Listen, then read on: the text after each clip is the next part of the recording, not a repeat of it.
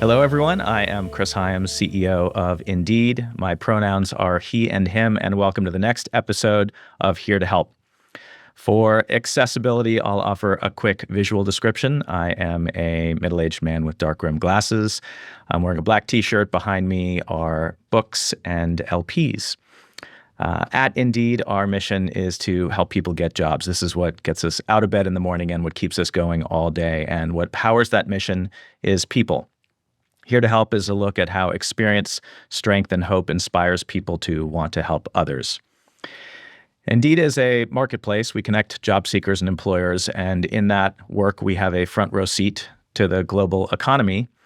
And one thing that we see very clearly, as we like to say, is that talent is universal, but opportunity is not. Systemic bias and barriers exist in access to opportunity that leaves marginalized people on the sidelines. And of all of these barriers, a criminal record is likely the most significant. An estimated 77 million Americans have an arrest or conviction record. That is 1 in 3 every working age adults. And unlike all of the other barriers that people face every day, gender, ethnicity, disability, it is entirely legal to discriminate based on justice involvement. And of course, the burden here falls most heavily on communities of color, where, for example, Black men are 10 times more likely to be incarcerated for drug offenses than white people. My guest today is Dr. Elizabeth Hinton, whose research is rooted in the history of policing and criminalization of Black people. Dr. Hinton is an American historian and associate professor of history and African American studies at Yale University, as well as a professor of law at Yale Law School. Her research focuses on the persistence of poverty and racial inequality in the 20th-century United States. Dr. Hinton's 2016 book, From the War on Poverty to the War on Crime, The Making of Mass Incarceration in America, traces the rise of mass incarceration to an ironic source, the social welfare programs of Lyndon Johnson's Great Society at the height of the Civil Rights era. In 2021, Dr. Hinton published America on Fire, The Untold History of Police Violence and Black Rebellion Since the 1960s, which reframes our understanding of Black rebellion in the 60s and 70s through George Floyd in 2020. Dr. Hinton, thank you so much for joining me today. Thanks so much for having me, Chris. I'm thrilled to be here. One of the themes of your work is the cycle of backlash against communities of color that inevitably follows periods of progress. And 1 week after signing the Voting Rights Act of 1965, LBJ declared a war on crime, the aftermath of which we're still dealing with today. Can you talk about this phenomenon and how this war on crime unfolded in the wake of what seemed like something positive? That's such an important question. And I feel like to properly answer that, we have to go back even further in time to kind of see this reaction, backlash, as you called it, as part of a larger historical tendency in the United States, which is that every time the federal government has expanded the bounds of citizenship and given new rights to groups of people, in both cases, African Americans, at the same time or immediately after, we get new criminal laws and new systems of incarceration. So immediately after the Civil War, the abolition of slavery with the 13th Amendment, we get new criminal laws called the Black Codes in every former Confederate state that basically criminalize, because of course, when enslaved Africans were enslaved, they were not part really of the criminal legal system after slavery. All of these new laws that are basically about controlling Black labor, in the sense that one could be arrested if a newly freed person was not in contract with a white employer. So if you weren't in contract with the white employer, if you weren't working for a white person after emancipation, you could be arrested and put into the growing system of convict leasing for private companies seeking to rebuild the South after the Civil War. And this system of forced labor, which some have called worse than slavery or slavery by another name, really helped rebuild the Southern states after the Civil War. So, we get Emancipation Proclamation, we get the 14th Amendment, we get this extension of citizenship in 1865 through the 1870s, and we also get this new criminal system. We flash forward exactly 100 years, as you said. Lyndon Johnson sends the Voting Rights Act to Congress in March 65. This is, of course, 1 year after the Civil Rights Act, which ended Jim Crow. This was the federal government civil rights package. It's enfranchisement and electoral enfranchisement and civil rights. There was no economic component to the federal government's civil rights package. And Johnson's call for the war on crime and, the Voting Rights Act and his poverty programs that same month in March 65, he also sends the Housing and Urban Development Act to Congress, transforming the accessibility of housing for low-income renters.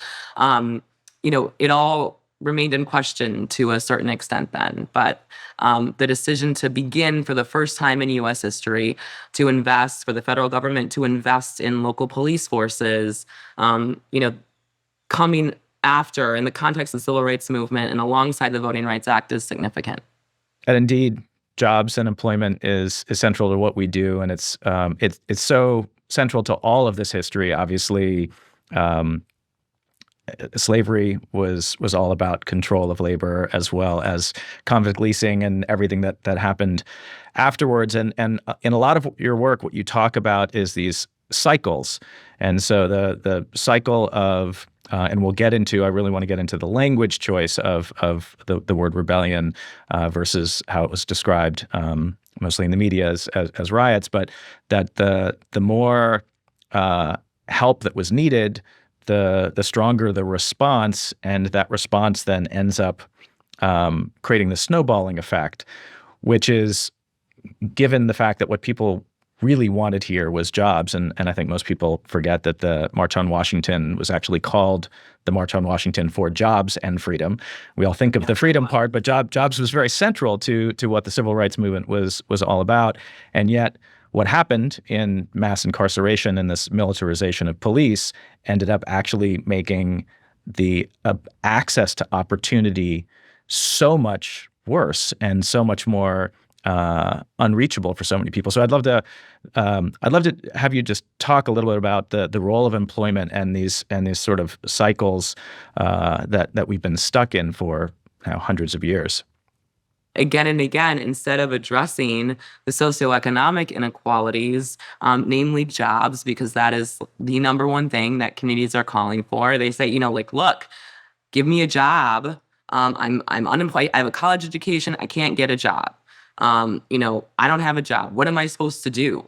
And there's no help. There's no, new job creation programs for people. Instead, the response, in lieu of those jobs, is more investments into police, into expanding and militarizing police, which creates the cycle of what I call police violence and Black rebellion that, really begins in the 1960s when we get this new federal war on crime, these new federal investments into police, and that, we still haven't, and that's kind of the what I call the crucible period, really 68 actually to 72, but we clearly haven't gotten out of that. Police, violent responses to police abuse have been, a constant occurrence in the United States through the remainder of the 20th century, through the 70s, 80s, and 90s, and of course into our own time. And it's something that I think beginning in Obama's second term with Ferguson, through the summer of 2020 with the George Floyd protests have become kind of more a part of recent popular imagination. But it is because, we still haven't made the necessary investments to address the root causes that make people feel as though they have no other recourse, but to smash a window or but to, grab a packet of diapers because, they can get some for their baby and they need one. And it's difficult to buy diapers, especially if you are unemployed, right? So I think a lot of what I've tried to do in my work is identify the root causes and the paths not taken and how we might be able to prevent this or to break the cycle, I should say, to break the cycle so that it doesn't continue. And so one of the things that's really central is, it's in the title of your book and explicitly the word choice of rebellion instead of riot. And I want to talk about the importance of language and how it's used. And one thing that's really striking is just the difference about how we describe the same situations in the Black community and with white people. And so, we have the opioid crisis is thought of as a health crisis, where crack is a criminal crisis. Our country's founding mythology starts with this idea of the Boston Tea Party, which is destruction of property for protest, and yet Minneapolis in 2020 is a riot. And then you have also in certain circles people like Kyle Rittenhouse referred to as a hero. So you spend some time and you make some deliberate choices. Can you talk about the choice of the word rebellion and the power of language and how we frame these problems? Protest for racial justice, whether violent or nonviolent, historically gets criminalized. It really is like who gets to protest and what protest is seen as legitimate. Because, of course, in the nonviolent direct action, protests and boycotts in the South, beginning, really in the 40s, 50s, 60s, the immediate reaction is that, this is a criminal act. Martin Luther King, was arrested hundreds of times. So any challenge to the kind of racial status quo is very often immediately labeled as criminal. After Martin Luther King Jr.'s assassination, the attitude is, well, we've been trying now for decades to address racial inequality through nonviolent direct action, and that hasn't worked. And now the proponent of nonviolence as the kind of key to our freedom and liberation has been assassinated. And so, in many ways, this turn to property destruction, this turn to self-defense and fighting back, for many was seen as kind of the logical next step when you've been trying nonviolence for decades and you haven't gotten any results. I want to have you talk a little bit about one of the towns that you spend a great deal of time on, which is Cairo, Illinois. For a lot of people who think they know even a little bit about the history, I mean, this is a story that sounds very much like 1950s Mississippi, and it's Illinois. It's Southern Illinois, but it's Illinois, and it goes through the 1970s, and it covers so much because it's got sort of this terror and violence piece, but also this nonviolent action in the form of this boycott. Can you just talk a little bit about the story of Cairo? I mean, it's like it's a horror movie of racial oppression in this town of about 4,000 at the southernmost tip of Illinois, as you said. So it's actually below the Mason-Dixon line, but it is in Illinois, where white people it was 4,000 people. They were just over 2,000. So white residents had the majority and basically used that because of the elections were based on majorities to keep Black people locked out of political and economic power. And Black people were living in extreme poverty in the town. They had no political representation. They could not get city jobs. Employment was a real struggle. And that was the status quo. Into the 1970s, white organizations, supremacist organizations mobilized to terrorize the Black residents in Cairo, who were, many of them, segregated in a single housing project called Pyramid Courts, where very often white residents in this particular vigilante group would stand on the Mississippi levee and shoot at the residents in Pyramid Courts, to the point that many people slept in their bathtubs for safety at night. Children had to do their homework in the darkness. That was the level of terror that this community was living under. And eventually, the Black residents said, you know what, we are going to arm ourselves to protect our families. We are no longer we're going to boycott the white businesses in this town, because we are not going to give white business owners money to then buy bullets to shoot at us. So the Black residents of Cairo accompanied their nonviolent direct action boycott that went on for years, and that did eventually lead to the closure of most of the stores in Cairo's downtown district. But they also began to fight back when they were being shot at. They shot back, which is where you get that coverage of, these Black militants are attacking white residents in this town. But the thing that for me is so important about Caro, it is exceptional in many ways, but it's also reflective because it really shows that racism is bad for everyone. Rather than just giving jobs to Black people and including, and making the city council and the kind of elite institutions in Caro, the schools, more inclusive. When the schools were finally forced to desegregate in the early 1970s, many of the white residents just created a new private school called Camelot and withdrew their students and put them in that school. But as a result of this racism, property values went down. As I mentioned, the stores closed. The white racists, their continued racism hurt their own economic livelihood, and yet they still clung to it. And today, Caro has a very small population. Most of the people who have been able to leave have left. It is now, at this point, majority Black. And it essentially, the racism of the white people in the town essentially killed the town. And I think, again, it's a warning to us that, and it shows that racism is really bad for everyone.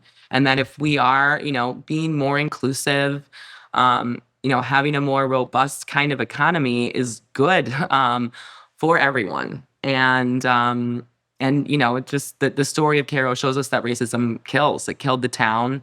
And it's not good for people's livelihoods, both personal and economic.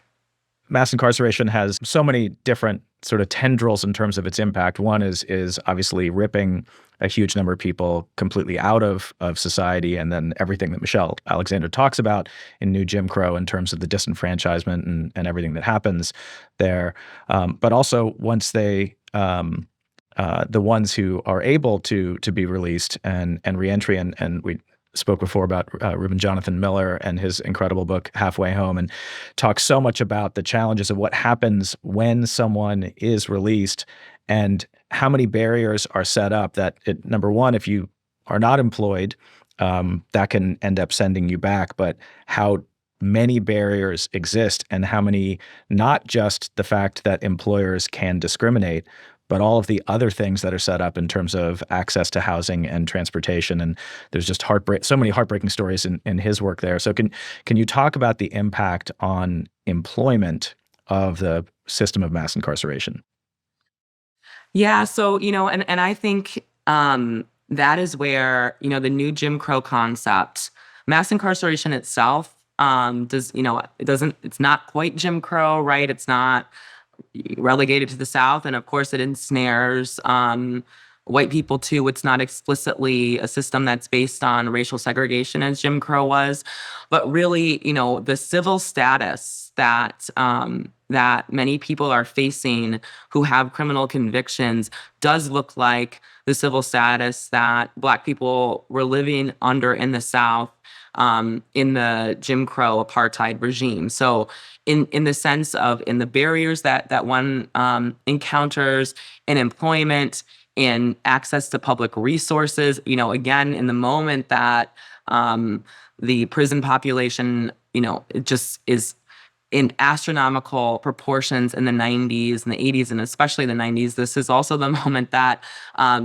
federal policymakers, prohibit or limit the public benefits that people with criminal convictions have access to. So, the resources that one needs to rebuild one's life after being released from prison, especially a prison system as it stands in the U.S., that, it may be called corrections, right? But it's not giving people the basic tools that they need and the support that they need to make it when they get out very often. And I know that, Reuben spoke with you about this, but you're being released back into the same community that you were probably in when you got arrested, without, you may receive some job training programs, but you're not, it's an uphill battle to actually get a job, to get an employer to hire you.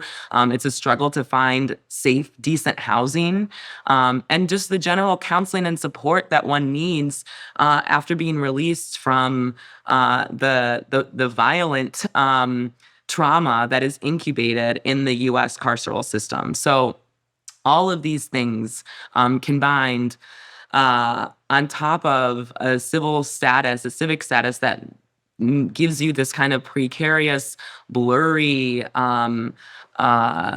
experience or definition of citizenship, makes this a new system of domination and exclusion that looks very much like Jim Crow. One of the themes in some of your work is around missed opportunities, and that we've sort of stood on the brink of being able to do something. And the war on poverty feels like the right idea, and then these ideas came out of the Kerner Commission, and the answer was, well, we don't want to do that.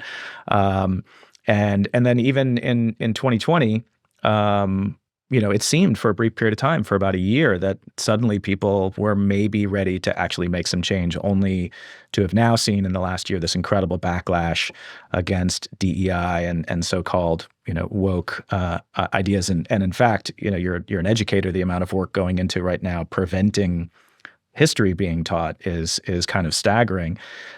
So I'd love to hear your thoughts on sort of these missed opportunities, and what do you think it would take for an opportunity to not be missed at some point? I'm glad that you mentioned the Kerner Commission, because that's what I always come back to. I mean, here was a moment when, a pretty moderate group of, mostly white men at the behest of President Johnson came together and said, look, the problem in the U.S. is this unequal society. They warn that the nation is moving towards two directions, one black, one white, separate and unequal. And they say to President Johnson and his administration and federal policymakers, look, the war on poverty hasn't gone far enough. If we're serious about, it's not, I didn't come up with these arguments in America on fire out of thin air. I mean, it's in many ways very much in line with what the Kerner Commission said. They said these riots, as the Kerner Commission labeled them, are rooted in socioeconomic inequality. And if we're serious about preventing them in the future, we need essentially a Marshall Plan for American cities. The Kerner Commission said, first and foremost, we have to mobilize both the private and public sector for a massive job creation program for low-income communities of color. We really, really need to provide people with jobs. That was first and foremost. There needs to be a major overhaul, a complete overhaul of public housing, and a major overhaul of urban public schools.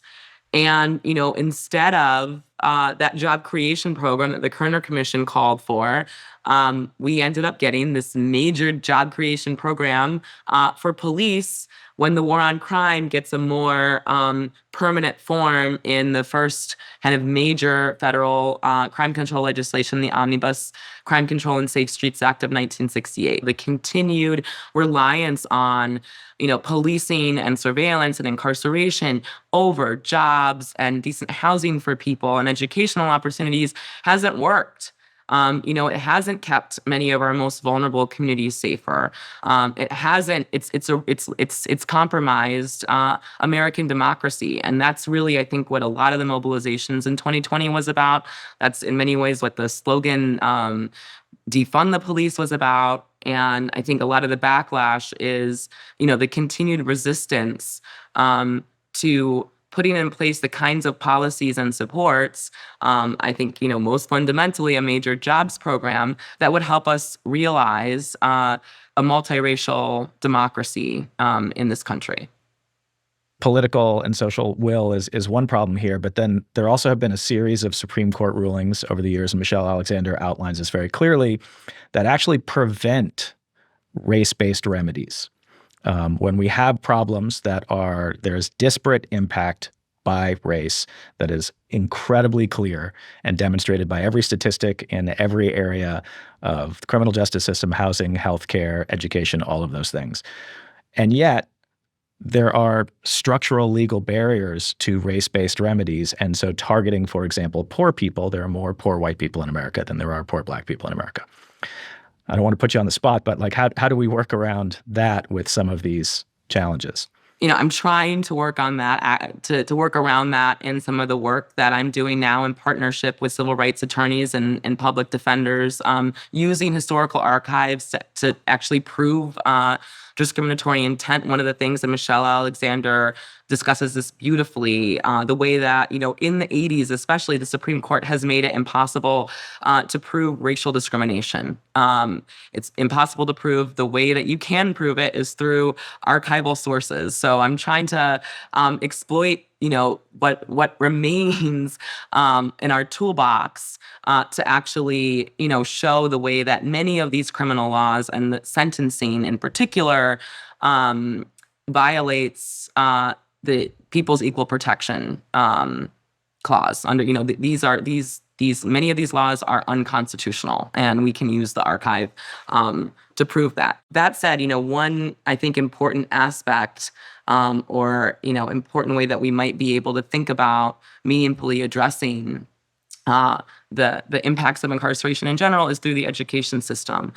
For all of the gross racial disparities that we see in the criminal legal system, if you are a white person without a high school diploma, you are much more likely to go to prison than a Black person with a high school diploma. So to me, that says, in some ways, like, the best prevention is looking at some of our most underserved schools and our most poverty-stricken areas and investing in those schools. Make those poor rural schools or poor urban schools look more like, some of the amazing suburban public schools that exist in this country. And that, to me, seems to be, one avenue to address some of these systemic disparities moving forward. So, we have to take race into account, but the class dimension of this, I think, is also really key. Before we wrap up, I do want to ask so you said a little bit about some of what you're working on now. What do you have a new project, or what are you working on next that we have to look forward to? So I am, kind of going back in some ways to my federal policy roots and looking at some of the policies in the Clinton administration that exacerbated racial inequalities within the criminal legal system, and looking specifically at sentencing laws, things like mandatory minimum sentences, and how that drives racial inequality. I am, in this kind of next leg of my work, really trying to address that issue and thinking creatively how, as I mentioned, the historical archive does contain evidence that can help us prove discriminatory intent behind many of these laws. And for me, I think that, especially in our current judicial climate, is a promising new avenue to continue to address racism in the criminal legal system. Well, we always close with the same question, and I'll just sort of frame it in the context of what we've been talking about. So what I normally say is, just looking back over the last few years since the start of the pandemic, with everything that we've been through, what leaves you with some hope for the future? And I'll just sort of expand that to, given all of the work that you do and looking at all of these things that are so unbelievably challenging and feeling insurmountable, what does give you hope? My students, I draw a lot of hope and inspiration from my students. I think that I'm really impressed with Gen Z and kind of the rising generation of young people who I think, really want to bring about a more equitable, inclusive society. And, I don't know whether or not I'm going to see that society in my lifetime, but I think that, my children and my grandchildren, my great-great-grandchildren will hopefully be in good hands. So I find, that's one of the things that that really fuels me. I think that, I have to find that hope and inspiration in my students who are so passionate about creating a better world. Dr. Elizabeth Hinton, thank you so much for joining me today, and thank you so much for the incredible work and research and authorship and teaching that you do to help bring about, hopefully, a little more enlightenment. Thank you so much, Chris, for having me. This has been an absolute pleasure. I just wish we had more time.